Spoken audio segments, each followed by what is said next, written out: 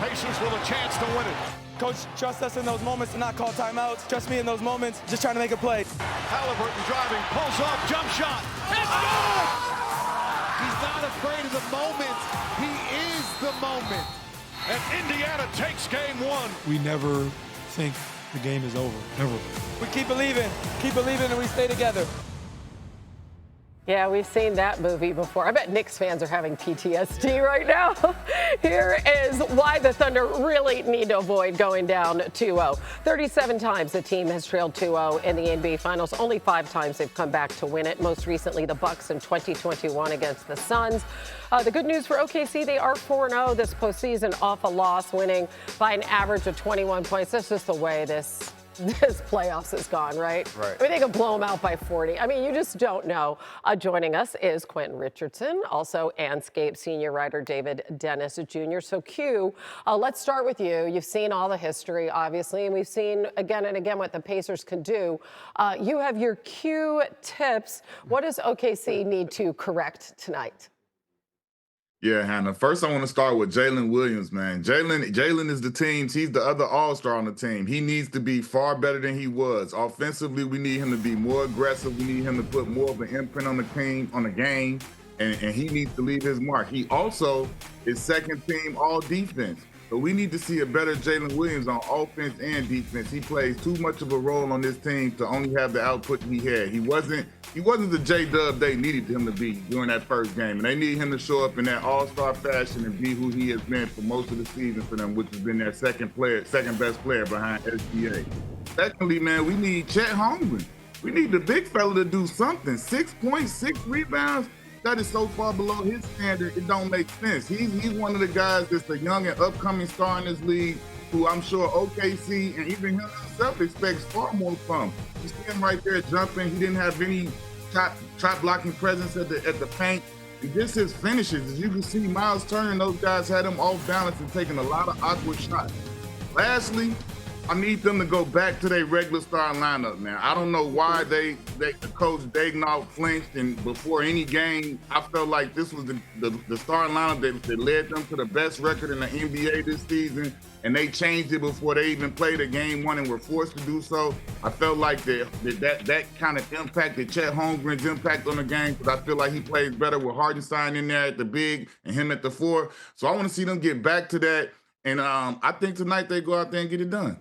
Q, that last point is so important. I think we talk a lot about when teams have long breaks and the players have a little bit of rust and how they come out in game one. Coaches are susceptible a little bit to having that time off and overthinking things a little bit. I think Daigneault and the OKC coaching staff overthought things when they changed that lineup. They kind of conceded to Indiana that they could not handle with those 2 bigs on the court, and they never even had Chet and Hartenstein on the court together at the same time at all in game one, even when there were opportunities for that. And so now you look on the other side of Indiana with the Pacers and what Carlisle did. He stuck to his guns. You look at somebody like Obi Toppin, who struggled so much in that first half and turned the ball over.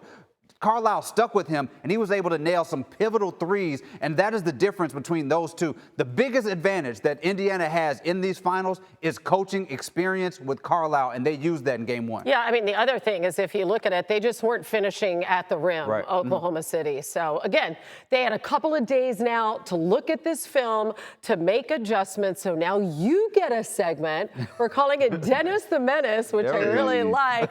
Who's the biggest menace, the biggest disruptors tonight? So it's the 2 big defensive guys, small guys, Dort and Caruso, and what they're going to do defensively. Those guys were all up and down the court in that first half, caused turnovers. They caused 7 steals between the 2 of them in the first half, none in the second half. So what we saw was that they were not as aggressive. They were being put in different positions, and they have to be better defensively on Nembhard, who had a lot of control of the ball, and on Halliburton. They were able to shut him down for the first pretty much 46 minutes of that game. He's going to come out with a lot more confidence after hitting that game-winning shot. So they're going to have to hone in even more on him, especially if OKC finds themselves, not using those bigs again in game 2. Those 2 guys are pivotal defensively. Yeah, when Dort was the final defender on Hallie, he forced him to turn the ball over 3 times. Yeah. All right, let's pick a winner. You go first, Q. Hey, based on how the Thunder have come back after they lose games, I got the Thunder tonight winning by 15 to 20 plus. Woo! Okay, what about you, Double D? I'm not going to put a point spread on it like you did. You don't. I didn't ask you to, but I'm going to say ahead. that, yes, I'm going to go with OKC winning game 2. They've been bouncing back all year after a loss. They had that bad loss against Denver in game 1 and came back and won by 1,000,000 points. I expect that same sort of intensity in game 2. Yeah, listen, and if they're going to force all those turnovers, they need to take advantage of it. Only 11 points off of all those turnovers in game 1. But, you know how this playoffs has gone. Who knows? Q, Double D. Thanks, man. It's going to be a good one. For the first time in NBA history, the Indiana Pacers lead in an NBA Finals, taking game 1 of every series this postseason. And Thursday was their 3rd win by a single point in the playoffs as they shocked the Thunder in OKC. Tyrese Halliburton, his 4th go-ahead or game-tying bucket in the final 5 seconds in these playoffs alone. Senior NBA writer Brian Windhorst has been there for all of it. He joins us now. So, Brian, SGA put up 38 points in his NBA Finals debut, 3rd most all time, but it took a high volume of shots to get there. He took 30 shots. So how do you view that lack of efficiency in game 1? Yeah, he didn't have a bad game at all, Hannah, but it wasn't really his ideal performance. So during the course of the entire season, he took 30 shots just 3 times. But in 2 of the last 3 games in the playoffs, he's taken 30 shots. That just shows you the volume is edging up. And I also should point out that he only had 3 assists in game 1. That's the fewest assists he's had in any playoff game. So look, he's the leading scorer in the league. He goes as the offense goes as he goes.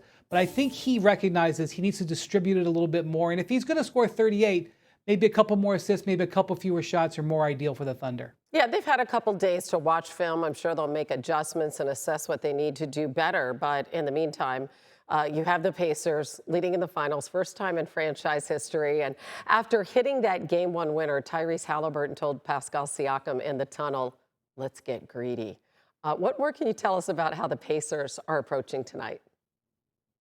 Yeah, that sounds like something anybody would say, except for the Pacers have actually been doing this. So they're 7-0 in the first 2 road games of the series so far this playoffs. That's incredible, especially when you consider that the last couple of series, they've been on the road to start the playoffs. If they win tonight, they'll go 2-0 in 3 consecutive series where they've started this series on the road. That's only happened a few times in NBA history. So how do they do that? How do they get game 1 on the road and then back up with game 2? Well, Tyrese Halliburton explained yesterday that they basically have a team-wide mandate to ignore human nature. Don't think about being up 1-0. And more importantly, don't listen to their friends and family telling them what this history is when teams get up 2-0 in a series. Don't listen to ESPN and look at the stats and the graphics and say what happens when the road team wins game 1 and game 2. Forget about all that. That also sounds cliche, but whatever they're doing, Hannah, has been working. Okay, so then earmuffs, Pacers, for this one. 4 teams in history have gone 8-0 in games 1 and 2 in every series of the playoffs, and all 4 won the NBA title, but we don't want to let them know that, right, Wendy? Wendy will be back tonight on the Hoop Collective Playing podcast. With fire. Yeah. We'll see you, Wendy. Enjoy the game. Wanna try to boast at what I look like. Keep them going, try to wear, I pull up long range. Jimmy with the heat, I'm on fire. It's NBA over here,